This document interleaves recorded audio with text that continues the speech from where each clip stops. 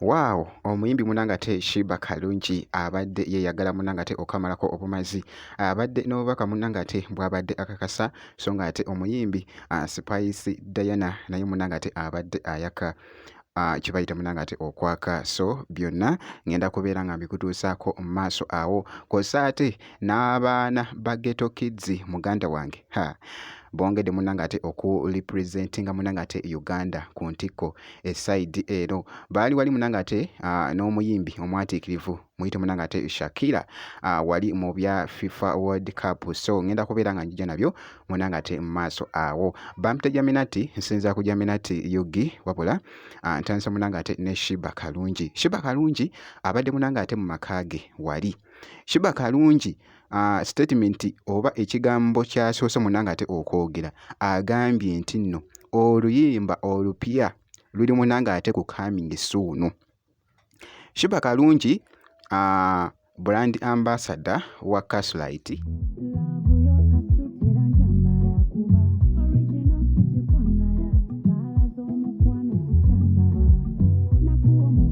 Shibaholics, I'm super excited about my new song, but that's a story for another day. Today, I'm super excited to be telling you that Castlite is giving back to you, my lovers.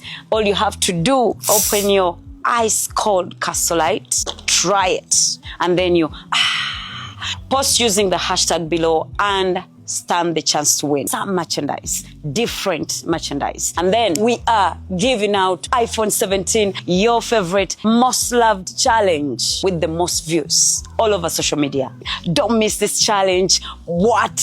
Shibaholics, mwebe njagala muwangule ki essimu ya 17 kino ekintu temukizanyiramu. Don't forget to tag Castlite, don't forget to tag Shiba, try it and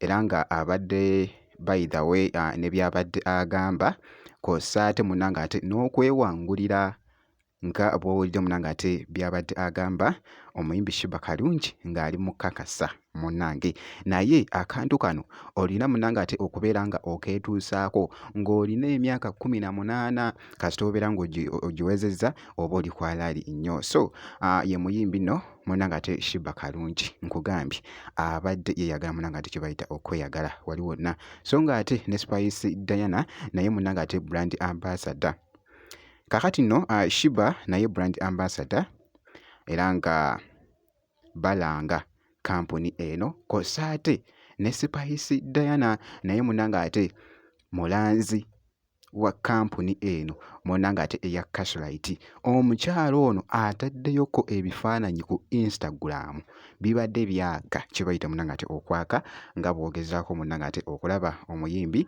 munangate Spice abadde mu kafo akabadde kalabika munangate obulungi wabula ebifaananyi byo bibadde byaka ebifaananyi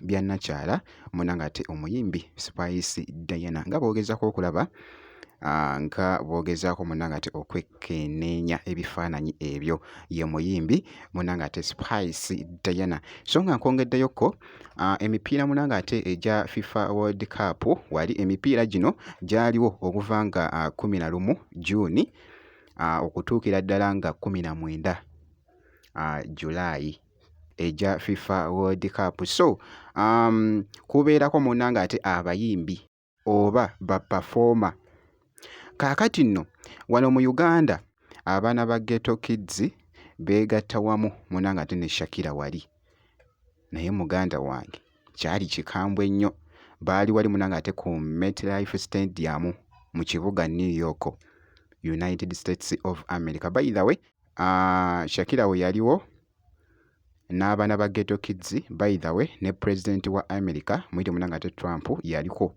kaakati nga performance yaabwe munangate emaze okuggwa nga bwogezaako okulaba akatambi ako baana balenzi bano ne baana bawala aba Ghetto Kids babadde balina okudda munangate mu Uganda era nga bwogezaako okulaba ke katambi nno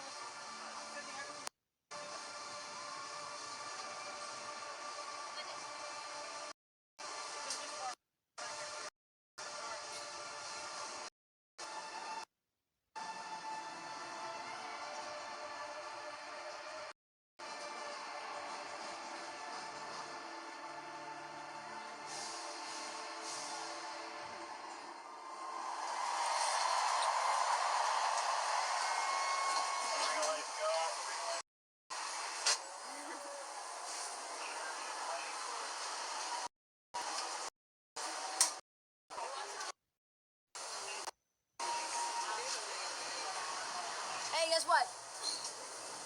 Don't be sad. Don't be sad because we're gonna be friends forever. You know? We are. I promise you. Yes. Thank you so I'm much. gonna call you when you get to Uganda. I'm gonna call you. Milan and Sasha's gonna call you. Yeah? And maybe I'll see you guys in Madrid. Maybe. You wanna come to Madrid? Yeah. Maybe you can come. Yes. Yes. Yes.